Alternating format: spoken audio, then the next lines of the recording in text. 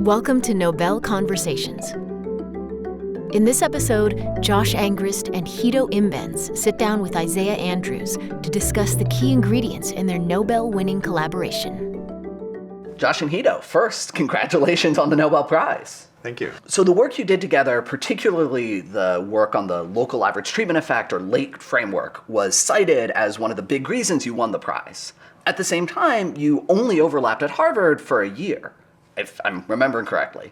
And so it'd be great to hear a bit more about how you started this collaboration and sort of what made your working relationship productive. Are there ways in which you felt like you complemented each other? Sort of what got things started on such a productive trajectory? Your job talk, as I recall, Guido, it wasn't very interesting, but I think it was on choice-based sampling. It was. I was a very marginal hire there because they didn't actually interview me on the regular job market, but I think they were very desperate to get someone else to actually teach their courses. So it was after they had a couple of seminars already, and they were still looking at econometrics. So Gary called me and Gary Chamberlain called me and interviewed me over the telephone.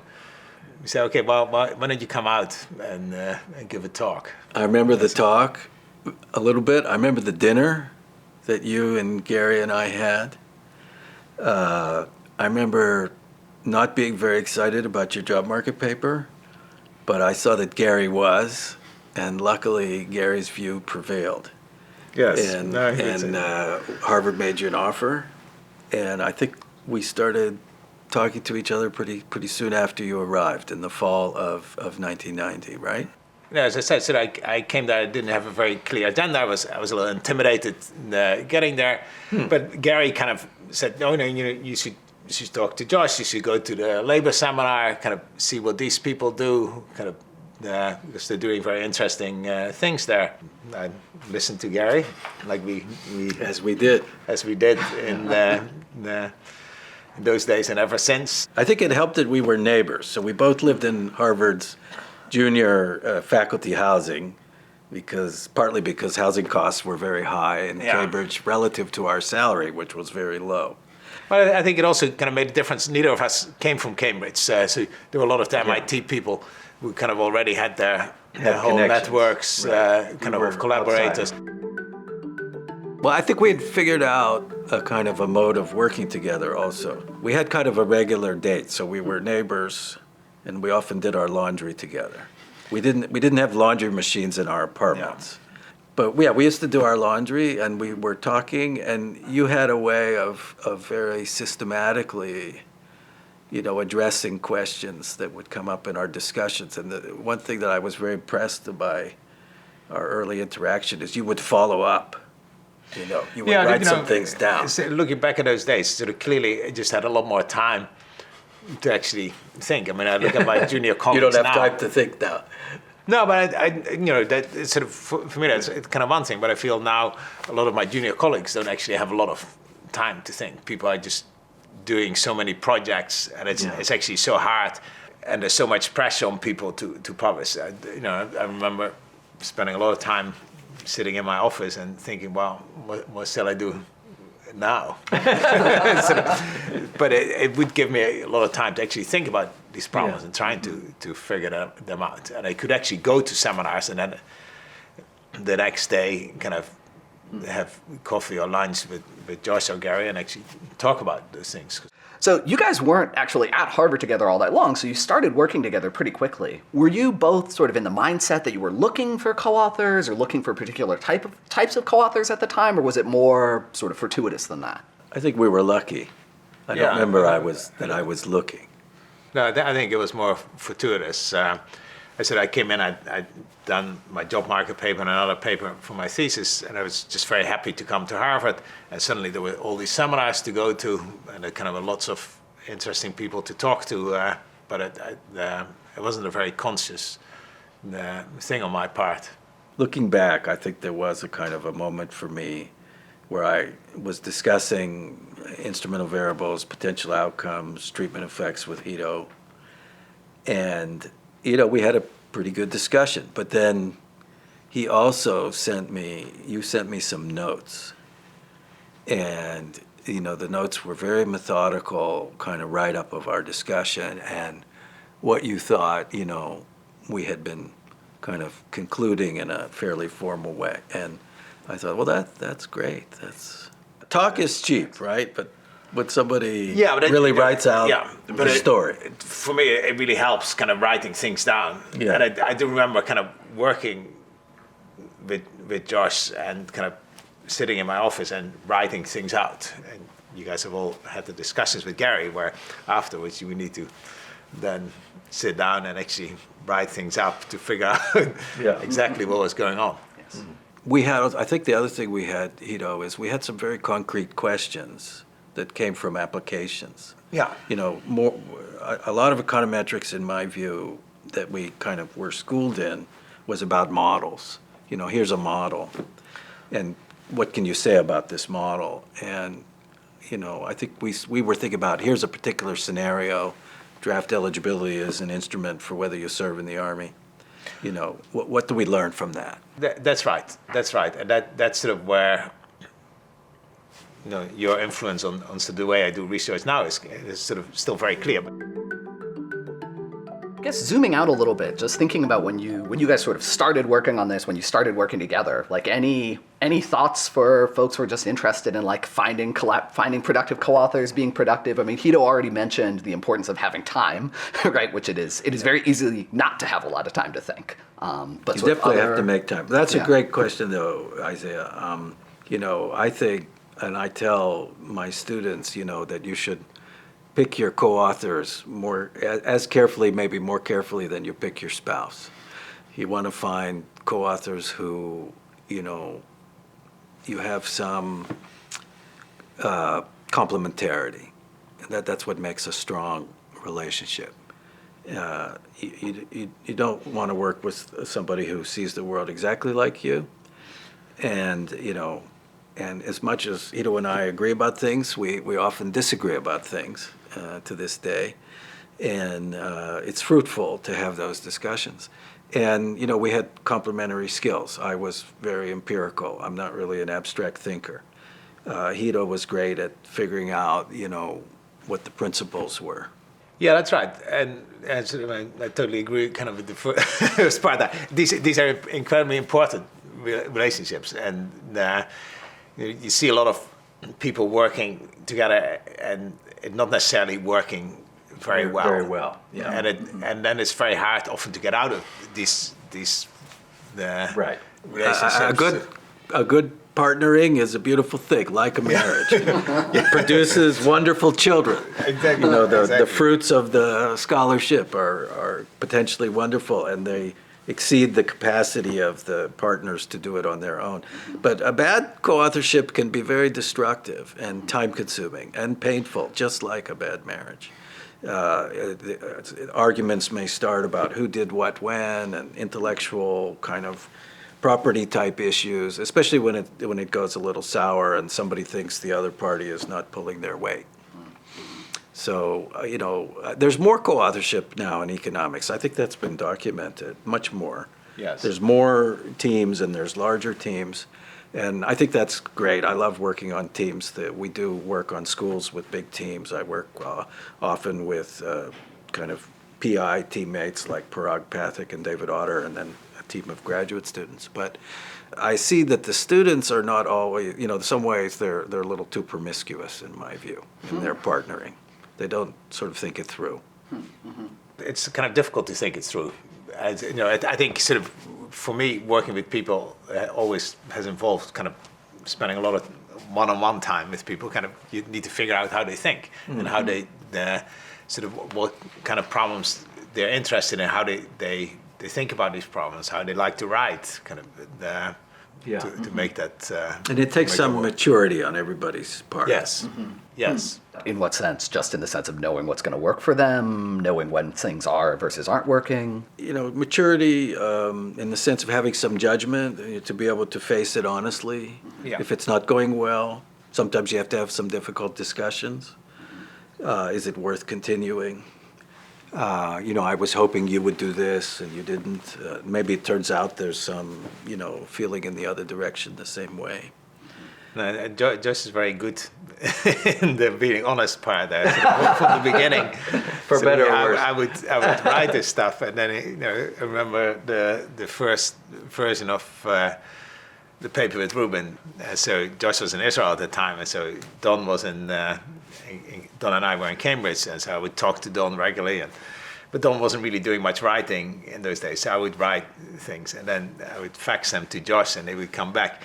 First page, just one big cross, no. Second page, one big line, no. And so that would go on for a while. But he still does it. I sent him the first draft of my Nobel lecture, and Josh goes, no. I've gotten some PDF comments like that from Josh, actually. Yeah, They're very helpful. Omit needless words. So I have few co-authors who were willing to do that. And it's, especially as you get older, it's sort of harder to put up with that. I would find it harder now to start working with people who did that. Early on in a co-author relationship, it's also very hard because you need to have enough trust. People and Josh, for being willing to kind of be very critical, he was also willing to admit being wrong. You have to be kind of on the lookout for good partners, somebody who can help you answer questions that you can't answer yourself. I think there's a natural tendency for people to gravitate to people who are similar in outlook and skills, and that's not as useful. Joyce is right. It's sort of, nowadays, it's very tempting to find people who think about the same problems you're already thinking about, who think along the same lines, and that may not lead to very novel stuff. Yeah, but at the same time, kind of finding people who actually have very different ideas, it's going to take a lot of time. So, Guido, you mentioned in passing how sort of working with Josh has influenced how you do research. Could you say a little more about that? And also, I'd be interested to hear from Josh. Did working with Guido influence the way that you do research? Nowadays, I'm kind of much more conscious of the fact that sort of, for me, good econometric research comes out of talking to people doing empirical work, and it's really not reading econometrica or reading the stats journals, but it's actually talking to people doing empirical work, going to the empirical seminars. And so, when I was at Berkeley, I had David Cart and Raj Chetty as colleagues there, and so I would talk to them and listen to them, kind of trying to figure out how are they solving their problems, and are there kind of things there where I'm not really quite happy with the way they're doing things, and kind of trying to look for methodological problems where there's sort of some more general solutions possible. I tried to tell it to my students. I encourage them to kind of work as research assistants also for the people doing empirical work at Stanford. That was not something that I learned while I was in graduate school, but it really came out of working with Josh, as well as talking to Gary. Gary was always encouraging of doing that, and because he'd done that himself. Kind of, he'd worked on empirical problems with Sri Grilichas early in his career. Yeah. Well, I became more interested in econometric theory through our interaction. I think empiricists are often impatient with econometric theory, partly because empirical work is very time-consuming, and you may have a sense that something is convincing and sensible, and you haven't really fully made the case for that, but you're convinced, and that motivates you to pursue it. Like the draft lottery story. I mean, I was pretty sure that was worth doing, and I came away, from working with Guido, seeing that there was the potential to say something more than just about that particular problem. That there really, and I think over those early years in the 90s, our thinking evolved together, that there's actually kind of a framework here, a way to solve a lot of problems. And I think that is the power of the late framework, is it answers a lot of questions. In some sense, did you find that, email versus fax versus in person, the medium mattered to sort of how collaboration went? Or there sort of ways that you felt like it was the most useful to collaborate? To me, I think what matters most is sort of that initially you have a period of... We needed that initial period. Yeah. That was very intense, with almost daily interaction. And we also became friends. You don't develop the kind of friendship, electronically usually. But once you have that foundation, you can be pen pals. Yeah. And we did use email, though it wasn't as useful then, but it worked. But we definitely had a lot of faxes. I still have these faxes, long faxes. Yes. And then in the summer, I would come to Cambridge, usually to the NBR meetings, and hang around for a few weeks. And you visited me in Israel. I visited in Israel. Yeah. But I think it was kind of, there was good foundation from that year. And that was, in some sense, that was enough. And nowadays, I have co-authors kind of in lots of different places, but it's always been important to spend some time with people in the same place, so you understand how they work, how they think, even to the point that when they actually respond, whether they respond quickly or whether that means they're not actually doing anything, or whether that means that they're thinking hard about a problem and they just take longer. But you kind of do need to develop some understanding there. So we've talked about how sort of your collaboration started. Maybe just to step back slightly, were there sort of features about the environment at Harvard or in Cambridge at the time which you felt like contributed to it?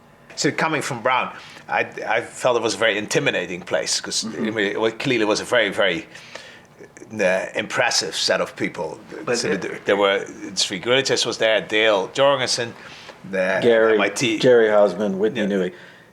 Sometimes Jamie Robbins. I mean, my view of that in retrospect, I can't say I loved every minute of every talk I ever gave in that workshop, but that was the highest powered. That was the group you wanted to reach. Yeah. And you would get extraordinarily insightful feedback, even if it wasn't always easy to swallow. Yeah, and I for a while I would basically give a talk there every semester because we didn't have any money to actually invite people. So Gary would say, "Well, why don't you give a talk?" That